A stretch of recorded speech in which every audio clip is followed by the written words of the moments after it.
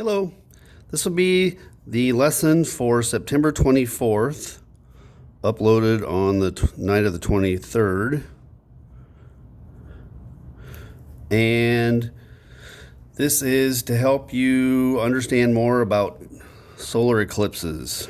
So, write solar eclipse vocabulary. Now, the A students already have a list of 12 vocab words written down and no definitions. That's what we're going to do right now. So they already have a head start. You can write solar eclipse vocab at the top. And I'll show and tell some of these. Okay. The first one. Dangers of looking at the sun with the naked eye.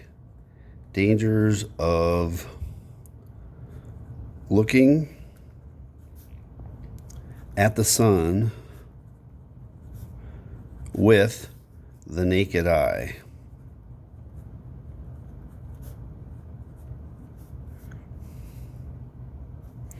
All right, I'm going to get a little more technical. I mean, obviously, you're not supposed to, but let me tell you why, okay?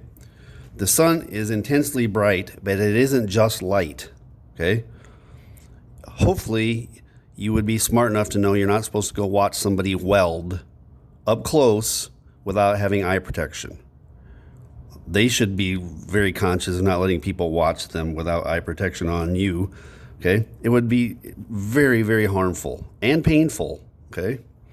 So, there's 3 different types of radiation coming from the sun that can fry your eye and cause permanent eye damage. You could be partially blinded or totally blinded.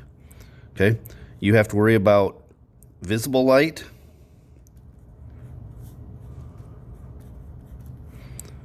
ultraviolet light.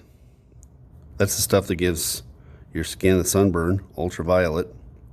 Everybody calls it UV. And infrared, which we feel as heat.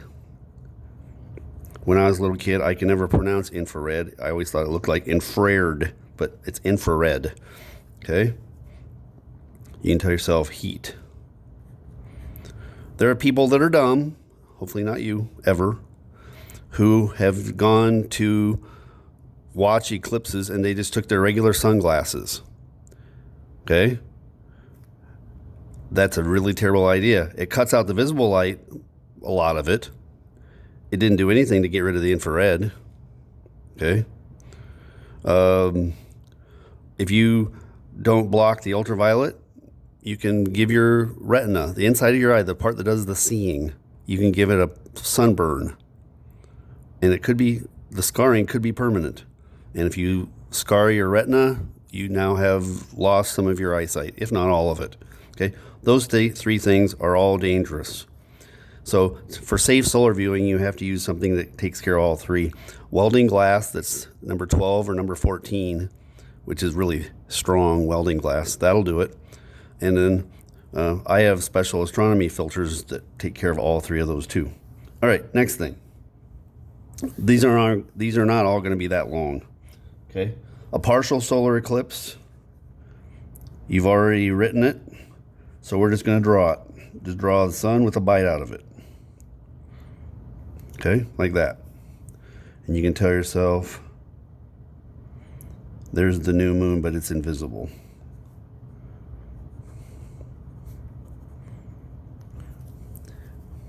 Okay.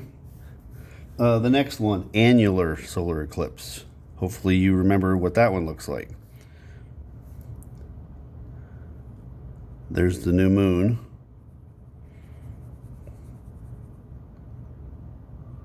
It's fairly round. And a ring of bright sunlight all the way around it.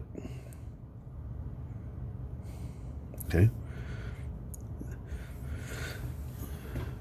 Now, I'm going to explain that one in a little bit different way. Okay. Here's an old tennis ball, and here is a wiffle golf ball. Obviously, they're different sizes. Okay. I'm going to use this to represent the sun, and this to represent the moon. You know that if I do this right, I would be able to make them look the same size. If I get the golf ball close enough, I can totally cover the golf ball. Sorry, if I get the golf ball close enough, I can totally cover the faded yellow tennis ball. Okay, that would be a total eclipse. Now, if the moon isn't quite close enough to the Earth, you can get a little bit of a ring of sun still visible. That's an annular eclipse. That would be one where you'd have to have eye protection the whole time. Okay? The eclipse would start, let me get it right, switch hands here. The eclipse would start as the moon came in, partial eclipse, partial eclipse, partial eclipse. Okay? Annular eclipse, a little bit of ring of sunlight around it, and then would go out the other side, partial, partial, partial, partial, partial, partial. Astronomy nerds will even say an annular eclipse is just a special partial eclipse. Anyway, enough of that. Okay. New moon inside sun. And tell yourself, moon a little too far away. Too far from Earth. All right. And the good one, the total. You've got to see a total in your lifetime. You've got to. Your first shot is in 2024. All right. A total solar eclipse. It's just wow. Okay. We've drawn it before. I'll draw it again. That's the new moon. If you don't know that a new moon is responsible for solar eclipses by now, come on already. You've already written it several times. I've said it over and over and over again. New moon. And that's the corona. And it's dark. The other one's if the sky is not dark. This one's a bright sky. This is it's a funny blue sky during an annular eclipse. Now my allergies are kicking in again. All right. Next one. Eclipse path.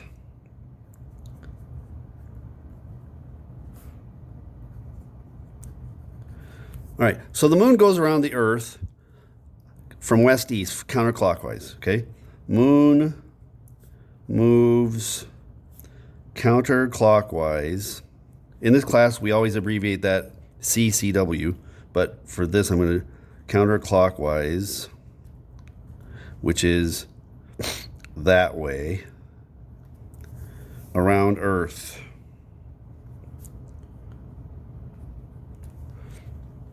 So, just as an example, because the number is easy to remember, okay? I have a hard time remembering students' names, but I can remember numbers. Okay, so for the 2017 total solar eclipse, happened the first day of school, okay, the one I was to go see in Nebraska, that eclipse shadow was on that eclipse path.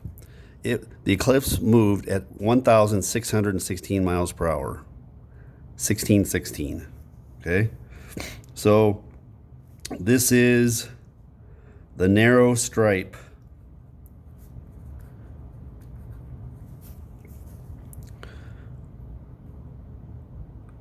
that the moon's inner shadow traces across Earth's surface. Okay, 2017 example.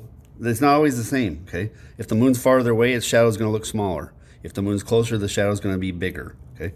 2017 example. Shadow moved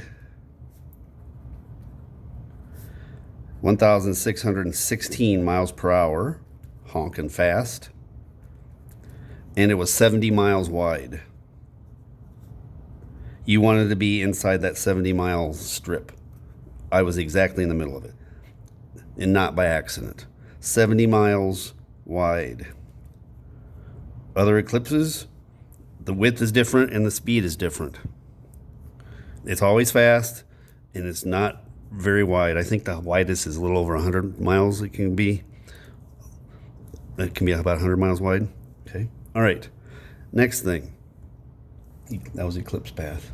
Umbra.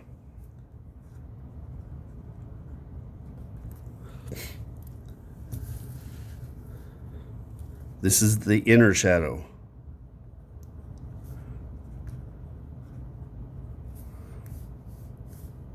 I should write dark inner shadow. I'm just going to write dark. Darker. Okay. The penumbra is the light outer shadow.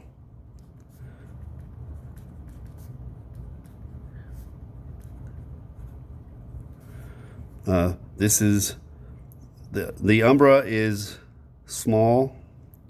The penumbra is large. Okay. For example, back to 2017, I was in the narrow stripe, 70-mile stripe inside the umbra. I was in the center of the umbra. Okay. Albert Lee, if you were stuck here and it got rained out anyway, you would have been in the penumbra. You would have seen a bite out of the sun, sort of like that. Okay. All right, totality. This is the brief period of time when sun is completely covered.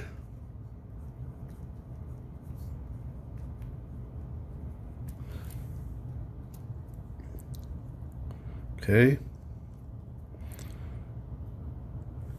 I've got 4 more and they have pictures.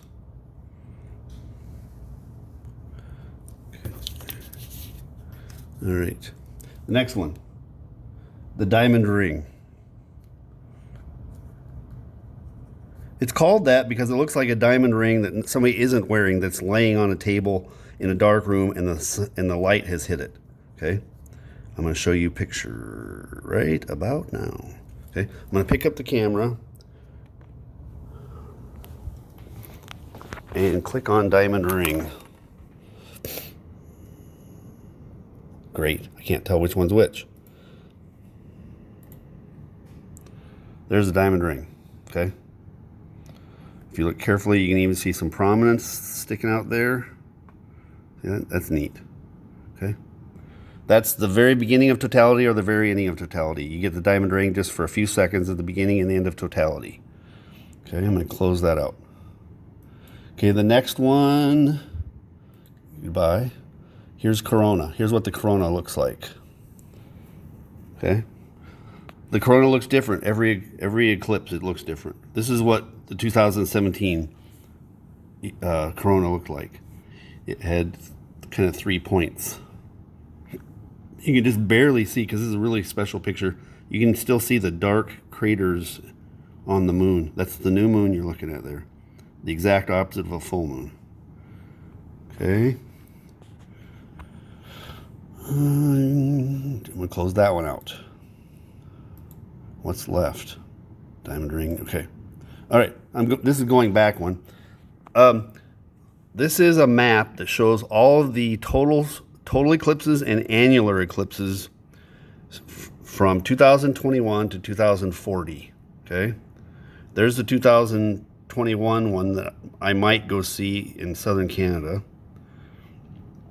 Here's 2024, the one I'm making a big deal. I'm inviting you to go to. The closest is Indiana for you. I hope to be down here on a cruise ship off Mexico. Okay. Here is, let me see. I don't know what this one. Oh, so sorry. The blue ones are totals and the red ones are annulars.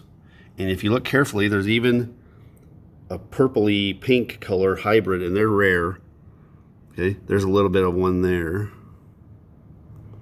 And there's a little bit of one there. Okay, hybrids are not hybrid the whole time.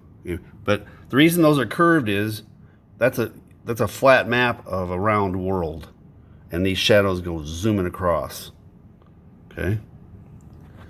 All right. Go back to the notes. We're almost done. We're at 15 minutes already. I mean, diamond ring, I don't know if you need it. I guess I'll give you this. It's the beginning and the end, beginning and ending of totality. I'll draw it.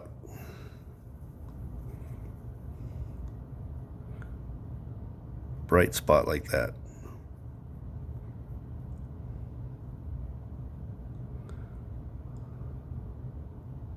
In a dark sky. It's extra dazzling when your eyes are used to the dark of the total eclipse. You're seeing stars and stuff. And then when it ends and the diamond ring comes back, you heard the screaming on the video. Most of those screams were my wife right next to the camera. One of those screams was me. And in the background, you can hear the crowd screaming too. All right. Next.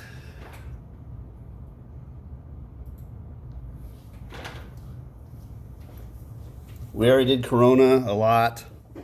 Okay, I'm going to try to fit on this one piece of paper. August 21, 2017. This was total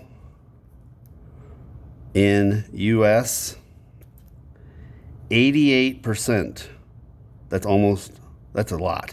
88% of adults in US watched it live or on the web. 88% of Americans checked it out. They might have just seen the partial parts, but it was incredible. I was in bumper to bumper traffic trying to get home from Nebraska for 10 hours. It was crazy. All right, and the last one, I barely have any room. Okay, it deserves more room than this.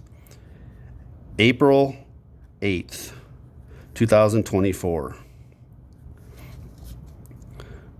It's the next total in the US.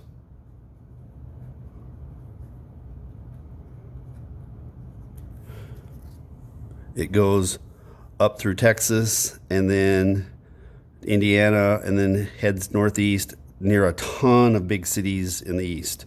Southeastern Canada, northeast US, all those millions of people, they'll be watching the eclipse from around there. It'll be horrible traffic.